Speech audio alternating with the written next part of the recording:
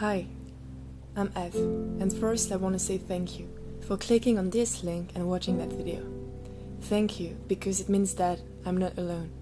I'm not the only one noticing that we, humans, put ourselves in a pretty bad situation and that the planet is dying before our eyes. I guess that if you're watching, it's because you're asking yourself the same question. How can we save the planet? How can we still save the planet? And if it's not the reason why you clicked, I'm happy you did it, because it might be the first step of one of your biggest reflections ever. The past few months have been really intense for me, and I feel so privileged for the beautiful journey I've lived, the places I've been, the people I've met, and the role I've played doing my best as one more blue colibri and earth warrior fighting for justice. From the inspiring teachers and courses at Isambourg Paris University, the conferences I've attended there, to the social media campaign #ISpeakBlue2 for the World Oceans Day, which is today a beautiful worldwide human wave for people to commit and speak the language of the ocean. I then went on board of Peace Boat as one of the Ocean and Climate Youth Ambassadors from Stockholm to New York, ending our journey speaking at the United Nations, and now working with Let's Do It Mauritius coordinating the World Cleanup Day here, till my next blue adventure coming soon. I've traveled to 10 countries the past 6 months, launched campaigns, took pictures, met people, read blogs, and developed my Instagram account at the Ecoblogger. I share with love. I'm not saying that to impress anyone here, but for you to understand that I've been asking myself that question, how can we still save the planet, more than 100 times, hoping that the next person, NGO, organization, company would help me find the answer. How can we still save the planet? A few weeks ago, I came back home to Mauritius. I've talked with many people, from family to friends, and people to students in schools and high schools, about the environment. And many times it came back. That one question, but Ev, you've done so much the past few months. Now you know, tell us, what can we do? I would lie if I tell you that the solution is to use no straws or to start a no-waste journey. Watch that one shocking movie, read that one book, stop using your cars, shut the lights down, sign a petition, volunteer for an NGO, take part in a cleanup. Yeah, those are ideas, steps, possibilities for a more sustainable lifestyle, yes. But it is not the answer I want to give. For me, there's only one long-term solution, one single answer. Reconnect with nature. I know, at that moment you're thinking that I'm a daydreamer walking straight out of a Bisounours kind of movie, but I swear I'm not. And that answer is the only one I found that will really save the planet. Why? For decades now, we've built a society that is always seeking for more of this, more of that, more sophisticated food and clothes, bigger cars, more, but there is one thing we've completely forgotten, one question we completely forgot to ask ourselves. Because we too often took the answer for granted. Where do we live? We don't live in Jamaica, France, Congo, Romania or Indonesia, no. Those are names, it's just society-made names for countries. It is not where we live. We live on a planet, and this is where we live. No planet, no home. No planet, no us. We do not own the planet. I can tell you that I knew it a few weeks ago when in Bali with my family we experienced the biggest earthquake that ever happened there for a while. That was so scary, people were screaming and crying. The planet was moving and there was no shutdown button. We think we can pick up, delete, unspill, grab anything we want on the planet, but it is not how it works.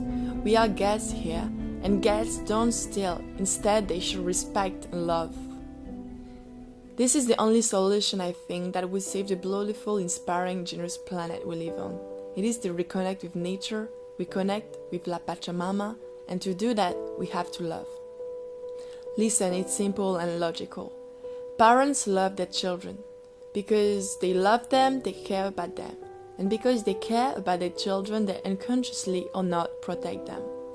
Well, it's the same thing with the planet.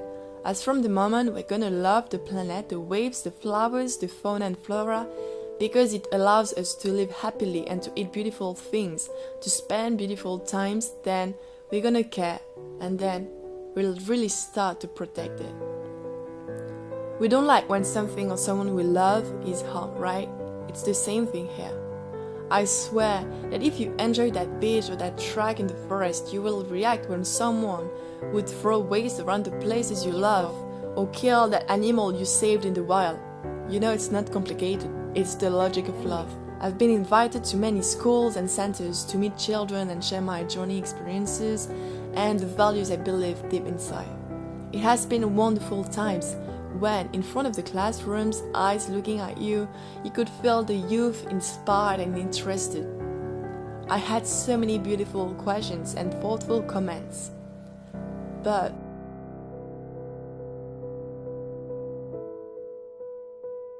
I could feel for some of them that even though those young people were pretending to listen, they were just doing it without thinking. They were there, quiet or not, and not concerned at all by what I was saying.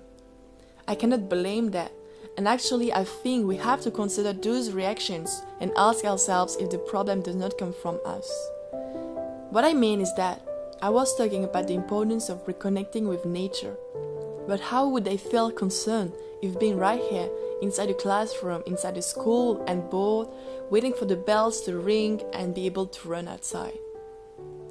My point is that I came back home after giving a speech to a class of 45 students a few days ago, and I had that strange feeling of, yes, it might have inspired many, but for sure not all of them.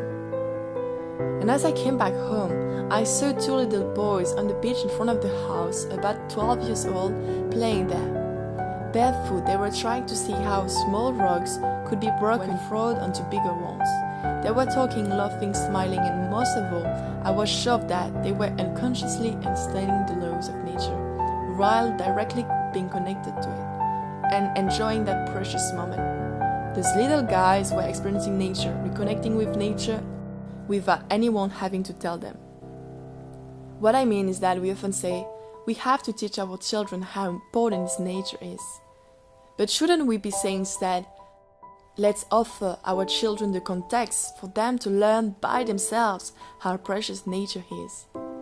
I can promise you that by playing there, just the two of them having fun connected to the ground, those two little guys were falling in love with nature, and consciously yes, but they were, and whatever they might do in the future, they will keep falling in love.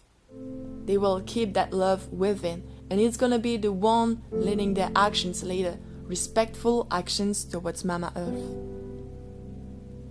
Finally, there's a last thing I'd like to talk with you about. What would happen to us if we reconnect with the planet? I've read, learned, watched, listened a lot, and I am sure today that reconnecting with something bigger than ourselves truly is the key to fulfillment and true happiness. In the society we've built, it's always about more, and it's really hard to follow because you're never happy with what you have, and also, more importantly, with who you are. You always think by comparing yourself to someone else that you are not good enough. Media and social media are pretty bad if used in that sense of comparison. But if you connect with something bigger, you'll find no other solution that you'd let go of your ego. How do you feel when alone in the forest, alone in the ocean? You feel like nothing, and really it's not scary. You start to appreciate that feeling of being you, simply you, part of something bigger and beautiful.